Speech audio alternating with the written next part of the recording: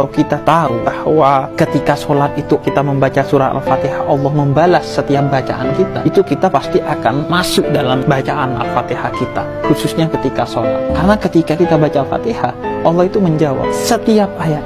Ini dijelaskan dalam hadis, diriwayatkan ketika kita membaca surah Al-Fatihah, Bismillahirrahmanirrahim, Alhamdulillahi Rabbil Alamin. Kemudian Allah menjawab, Hamidani Abdi.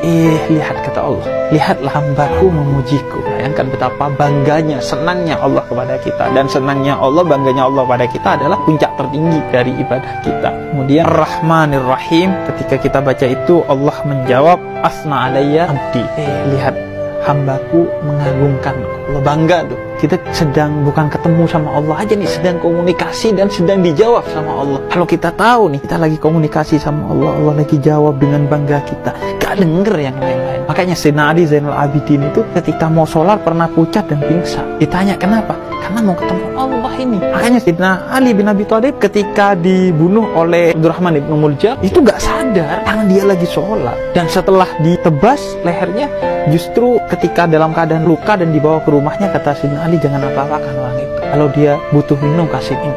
Akhirnya dikasih susu Abdurrahman bin Muljam yang nebas. Karena sholat itu indah sekali.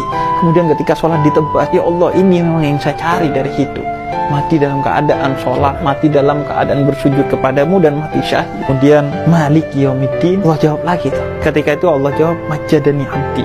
Hambaku menyucikanku, memposisikan aku di atas segalanya. Jadi 3 kebanggaan ketika kita membacakan 3 ayat pertama dari surat Al-Fatihah, atau 4 ayat pertama dalam surat Al-Fatihah. Kemudian selanjutnya Malik Yaumiddin, Iyyaka na'budu wa iyyaka nasta'in. Dan kata Allah, hadihil ayat baini wa baina abdi. Ayat ini adalah antara aku dan hambaku, kata Allah. Wali abdi masa'an. Dan karena dia sudah bertatap dengan aku dan kemudian memohon kepada aku, maka minta apa aku kasih. Ihdinas siratal mustaqim, siratal ladzina an'amta 'alaihim ghairil maghdubi 'alaihim waladdallin. Amin. Allah menjawab, hadihi abdi wali abdi masa'an. Ini hambaku nih.